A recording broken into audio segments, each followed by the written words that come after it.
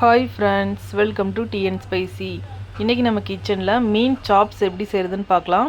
இது ரொம்பவே சிம்பிளான ரெசிபி, ஆனால் டேஸ்ட் வந்து ரொம்ப சூப்பராக இருக்கும். இப்போ வாங்க வீடியோக்குள்ளே போய் எப்படி செய்கிறதுன்னு பார்க்கலாம்.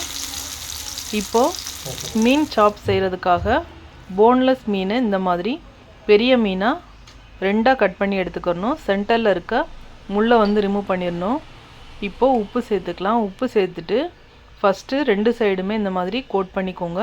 இந்த மாதிரி செய்கிறதுனால மீனில் வந்து உப்பு நல்லா பிடிச்சி வரும். இப்போது 1.5 ஸ்பூன் அளவுக்கு சில்லி பவுடர் சேர்த்துக்கலாம். 1/4 டீஸ்பூன் அளவுக்கு மஞ்சள் தூள் சேர்த்துக்கோங்க. 1 ஸ்பூன் அளவுக்கு தனியாத்தூள் சேர்த்துக்கலாம். இப்போ இது கூட சோம்புத்தூள் ஒரு 1/4 டீஸ்பூன் அளவுக்கு சேர்த்துக்கலாம். இப்போ இஞ்சி பூண்டு பேஸ்ட் சேர்த்துக்கலாம். கூடவே கார்ன்ஃப்ளவர் மாவு 1 ஸ்பூன் அளவுக்கு சேர்த்துக்கோங்க. இப்போது ஃபைனலாக கருவேப்பிலை சேர்த்துட்டு இது நல்லா கலந்து விட்டுக்கலாம். லெமன் சாறு வந்து 1/2 லெமன் எடுத்திருக்கேன். இதை வந்து நல்லா பிழிஞ்சிட்டு எல்லா சைடுமே இந்த மாதிரி கோட் பண்ணி விட்டுக்கோங்க.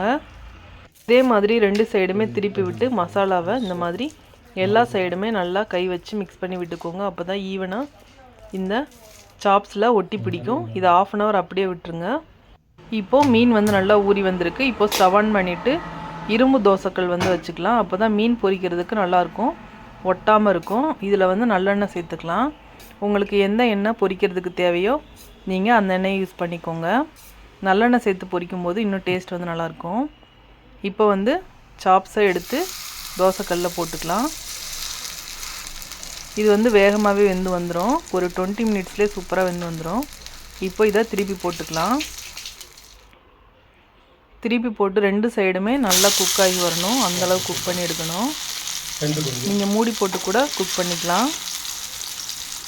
இது சாப்ஸ்ன்றதுனால வேகமாக வெந்து வந்துடும். அதனால் இரும்பு தோசைக்கல் வந்து யூஸ் பண்ணிக்கோங்க, அப்போ தான் நல்லது. மீனும் நல்லா வெந்து வரும். இப்போ வெந்து வந்திருக்கு பாருங்கள். இப்போ சூப்பராக வெந்து வந்துருச்சு. ஒரு பிளேட்டுக்கு மாற்றிக்கலாம்.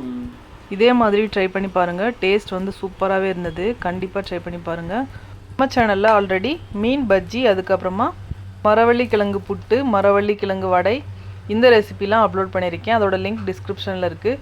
வேணுங்கிறவங்க மறக்காமல் போய் செக் பண்ணி பாருங்கள். இந்த மீன் சாப்ஸ் ரெசிபி உங்களுக்கு ரொம்பவே பிடிச்சிருக்கும். பிடிச்சிருந்தா நம்ம சேனலை லைக் பண்ணிவிட்டு சப்ஸ்கிரைப் பண்ணிக்கோங்க. கூடவே பெல் ஐக்கானையும் கிளிக் பண்ணிக்கோங்க.